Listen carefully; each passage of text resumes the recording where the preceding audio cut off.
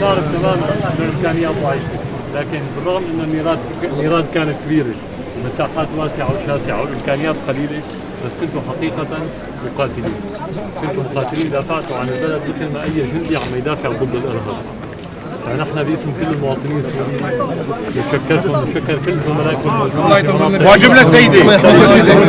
بس هذا هي الوطنيه الحقيقيه بالعمل بالتضحيه، وانتم كنتوا بهالمجال ابدا يعني مثل اي شخص عم يزت حاله على النار لينقذ الناس، وكنا عم نشوف نحن طبعا في زملاء لكم بالبلدوزر بالاطفائيه بالطريقه الممكنه.